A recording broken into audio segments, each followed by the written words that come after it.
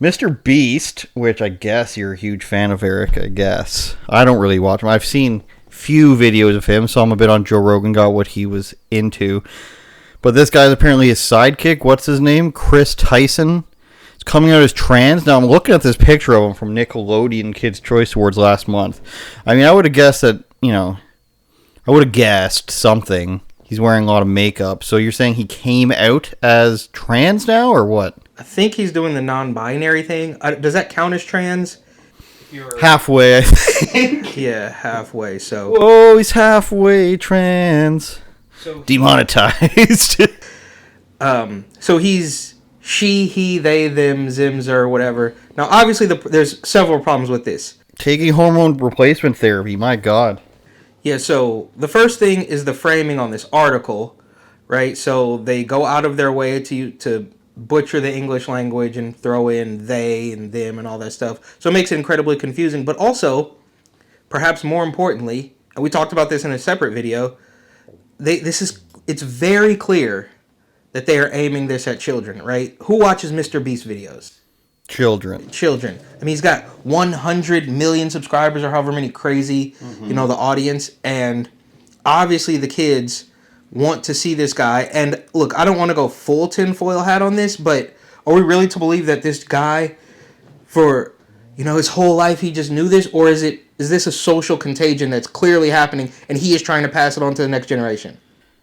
Well, let's look at what he says here. He says he goes by any pronouns, which is an obvious sign of, I don't know what. It's a sign of something. Again, like you can't really, it's hard to describe, but it's, when you go by any pronouns, then you can identify as anything. Like, what does that really mean? You can call me any name you want, and I'll respond to it. It makes no sense. You're trying to flag this guy down, named Chris, and you just go, hey man, hey girl, hey they, and you'll just accept anything. So it starts to become like an attention thing, or I don't even know. They clarified their stance on gender-affirming hormone replacement therapy.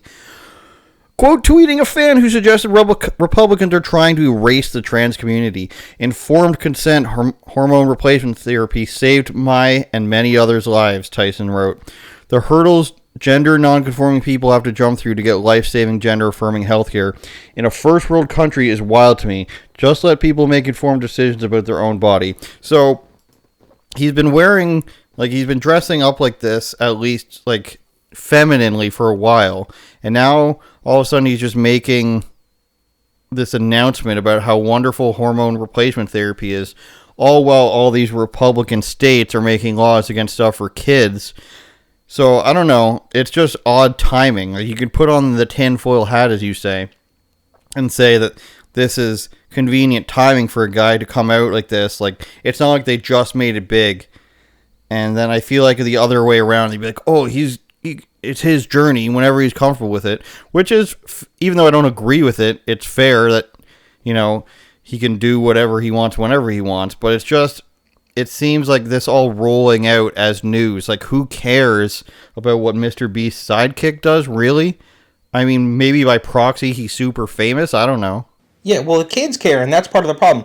But yes, the timing, obviously with all these bills or whatever, which, of course, the LGBTQT, whatever, the community, they're so angry about it because it's happening all over the country, which should be a clear, signal to you that people don't want it. You're pretending like they're all against us. No, it's just that you are forcing things on them that they don't want. So not only is it weird timing with that, but obviously this Dylan Mulvaney thing with the Bud Light and the Nike and all sorts of stuff is just all just happening in the same week or two. It's absolute insanity. And can you scroll up a little bit? I want to go up to this what we constantly see with everything is it's life and death. It's always life and death. Where's that? More up. It's like the second. The gender affirming care saved my life. Mm-hmm. People have to jump to get life. There we go. People have to jump through to get life-saving, gender-affirming healthcare in a first-world country is wild to me. So, I mean, is that not the most dystopian thing? Life-saving, gender-affirming care. So, if you don't let me mutilate my... Fine, okay, do it. You know what? I don't care if you get a tattoo. I don't care how you cut your hair. But this is obviously an agenda for children, bro. Nobody over 20 years old is watching. Do you think a 25-year-old sits down and watch Mr. Beast? Do you think anybody old enough to crack a beer sits down and watch Mr. Beast on YouTube on the couch? One of my former bosses, I'll say, religiously watched Mr. Beast because he thought he could learn how to make his videos better. He was very focused on what Mr. Beast did. A little bit too abstract of thinking, I think, in that part. Mr. Beast with his 100 million followers. But if it didn't have hormone replacement therapy, it's so what? You would have died, he's saying.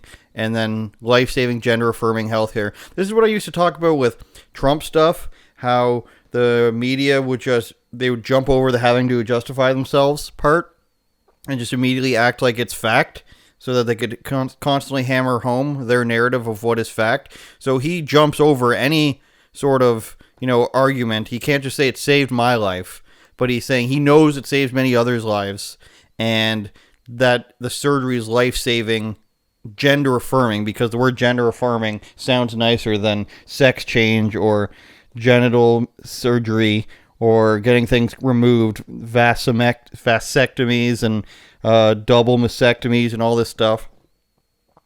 And so you use the nice words and you automatically confirm. He confirms within his own statement that he is correct by calling it gender-affirming healthcare and that it's life-saving. So there can be no debate. We're already past that.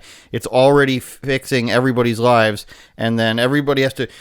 Why would anyone have to jump through hoops just to get a child to have, life-changing hormones and surgeries? Like, there's no other place in the world where people are just going to be like, yeah, let's just give that to this kid. Like, and one of the arguments that people always use is that it's not that easy to get these things, but it's called hoop jumping when you don't give a hormone therapy to a child. So does it say what age he claims he starts? I don't know, but apparently him and Mr. Beast have been friends like their entire life. Yeah, since they were 11, and they talk about their friends giving them hearts and got you and stuff.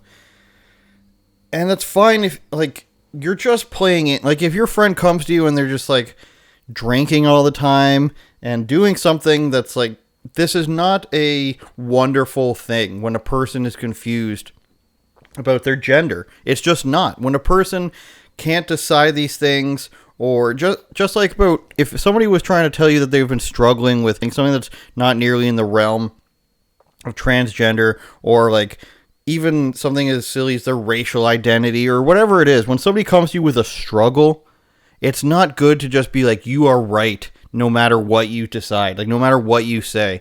You want to drink that bottle of vodka, that's a right decision. I'm going to affirm. Like many people say, there's no other condition where you just affirm that condition as a solution to it. You don't say, keep drinking the bottle. You don't say, keep throwing up your meals. And you don't say, keep eating your hair follicles, or keep hoarding, if you will. Shout out hoarders.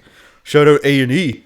Well, there's that old meme of the kid who shows up at the doctor and is like, my left arm doesn't feel like it belongs on my body. Will you cut it off, doc? And the doctor is like, no, that's wild. And then the same kid comes in and says, I want to get rid of my junk. And they're like, put the big devilish smile on, and they know that, the dollar sign? Yeah, the dollar sign and $20 million is coming their way. But, and here's one thing, maybe I'll end it here, is that does this, maybe it's apples to apples, maybe it's not a direct correlation, but does this have a similar stench of literal influencer marketing? Remember at the beginning of Rona? You remember at the beginning of Rona, Chris Cuomo has it, and the NBA players, Rudy Gobert and Kevin Durant had it, and there was a handful of CNN personalities that had it, right? And it, to me, seems like they're taking these huge personalities and clearly trying to manipulate the youth. So with Rona, it was maybe more for the old people, maybe more for the boomers and their CNN, to scare everybody into submission. But now it's very clear with this Mr. Beast thing and Dylan Mulvaney. Is anybody... I mean, Dylan Mulvaney's selling beer now, give or take. We'll see how long that lasts. Are we really going to sit here and pretend that most people who are fans of Dylan Mulvaney are honestly even old enough to drink beer? It's for kids. It's an interesting angle. The influencer, paid promotions for gender surgeries. Turn it up, Jordan.